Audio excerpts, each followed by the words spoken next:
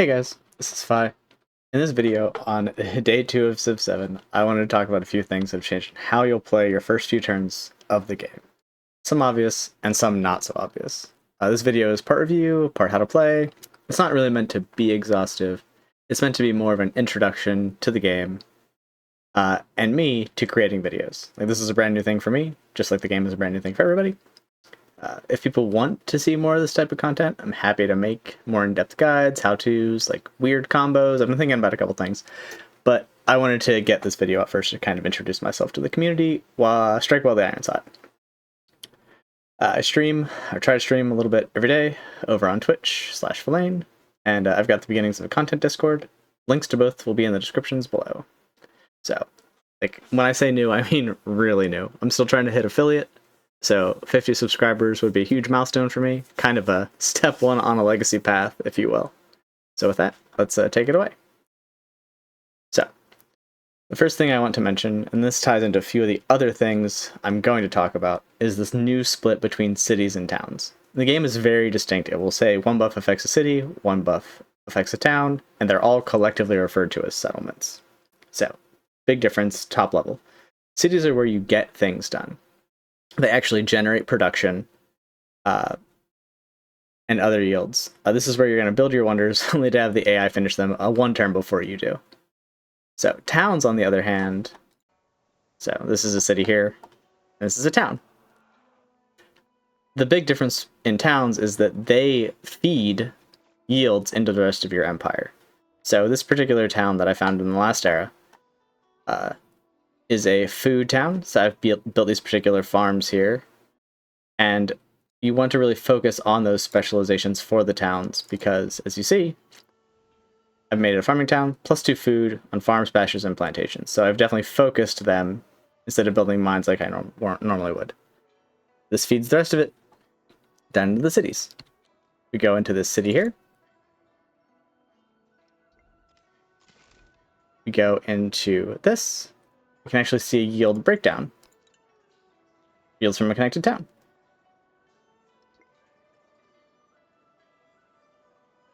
You can't build buildings in towns. You can only buy them, which is another huge change. I've basically found myself using towns almost exclusively as fishing, which is the food town, or mining, which is the gold town. And then the last thing I want to talk about when I'm talking about towns is there's these things called ageless buildings that you'll see pop up. They're kind of a trap. You'll always want to build one or two, for sure. But they don't get adjacency bonuses, they only improve yields of tiles. So let's take Argus, for example, again. It has a granary. It says +1 food. But what that granary is actually doing is providing a buff to every single farm or plantation. Now what it's not doing is it's not buffing this mine, because the mine would be increased by a different type of ageless building. That would be the brickyard. See how they say ageless? That means they don't go on age transition. More on that later. So, the next thing that I want to talk about that's wildly different is navigable rivers. So here you can see a pretty good example of that. I founded Sparta here. This river is connecting me to the ocean, which means the day of having to settle on the coast to build boats is over. Great change, 10 out of 10, no notes, except for all the notes. This definitely changes how you place cities throughout your game, and where is a good spot to settle and where isn't. In the past, you definitely needed a city or two on the coast if you wanted to engage in any sort of naval play, and definitely for trade. Now, this town, it's already building a cog for my exploration age shenanigans. This definitely improves the Navy, like I said before, makes it more relevant and fun. I've actually, in Civ 7, the couple games I played, had some really good naval engagements, which had never happened in 6. I almost never fought a naval fight in 6. My Navy would just show up and bombard something. Now I've actually fought out in the ocean, over coast, I've taken whole cities, because while my boats can sail out, enemy boats can sail up here and attack Sparta. It's actually really vulnerable to naval attack because of this cool lake. I could do something similar if I were to come over here. I could invade Durga with a navy, bypassing all this rough terrain. This like dovetails nicely into kind of what I want to talk about next. That's another huge change, also a really good one. Generals and admirals. I don't have an admiral yet, so I can't show that off, but I can show you a general. So, you have unit commanders, and experience goes to them directly now instead of to the units. Again, great change, because it always kind of stunk in 6 whenever you had that warrior that you had from turn 1 get through all the promotions, and then he died to some rocket attacks at the end of the game. Now all your experience points is concentrated into army commanders. You come into these trees, you level them up as they level up. When you get to the bottom of a tree, you get one of these perks. Game definitely encourages you to specialize to get to these perks pretty quick. So I find myself going through the assault tree, and I can do a more in-depth guide on all this stuff later. But basically, you never want to fight without an army commander or an admiral present. Some civilizations have really good bonuses to these, some don't, but they are good for everyone. That's one of the first techs that I rush, is the ability to put these guys out, or I guess the Civic in this case. You want to do all your fighting inside their command radius, because that's how they get experience points, that's how they give out their buffs. Like, sometimes you can't help it, obviously, but you do want to focus on this. Alright, the next topic for the conversation is leaders and civ combos. We kind of need to reword as a community how we talk about it. So, like, right now I'm playing as China. I'm playing as Ming. But who I'm really playing as is Ben Franklin. His leadership bonuses will stick with me throughout the whole game. First American, I get this from him for all 3 of the ages. And then Ming, I get that for this particular age. So you can't really, like, I've had this conversation with the people. They're like, oh, you're playing as Greece. I'm like, yeah, I am. But that's not going to matter in about 100 turns. I'm playing as Ben Franklin. There's some really interesting combos that you wouldn't think would go together. Like, obviously, Ben Franklin pairs well with Greece in people's minds, or like certain, like Hatshepsut and Egypt, like they're meant for each other. The game's definitely designed that way.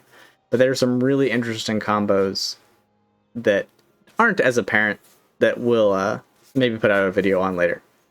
But like one of the cool ones that I've been playing around with and having some success with is Charlemagne and one of the Khmer, who get a cool, really powerful elephant cavalry unit.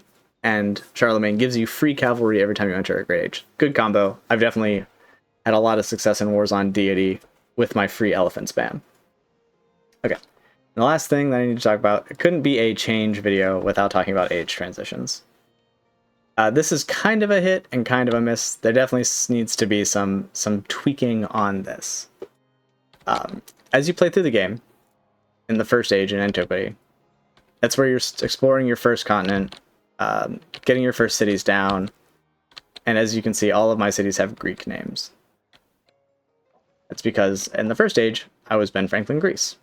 Pushed out, I expanded, I befriended a whole bunch of city-states that are now gone, which is unfortunate. They were my best friends, I got huge buffs from them. But you push through there, you meet your goals, and you advance. Here are the legacy paths for this new age. It just started. We're on turn 1 of the exploration age, 0%. So as I progress through this age, I'll have goals that I'm supposed to meet to get buffs for the next age. In the last age, I got a golden age for science, so I picked a particular bonus. And doing better in the previous age definitely helps. And then in the modern age, your legacy paths are victory paths. That's how you actually win the game finally, and how well you did in the other 2 ages will make those projects easier. Yeah, it sort of locks you in to a path, but it can be flexible as you're playing. So this game, I've been playing science. I'm going to continue to play science. The last stage, let's say someone is completely ahead of me on science. There's nothing I can do to catch up, even killing them. Or I can't kill them. I can pivot to a different win condition if I have to. Alright, so that's sort of a top level stuff for the big changes in Civ 7. I've definitely been enjoying the game. So hopefully there'll be more content to come. And if you like this video or have any advice, because I'm still, as you can tell, very new to this, drop a comment down below and follow me over on Twitch. Alright, appreciate it, guys. Thanks.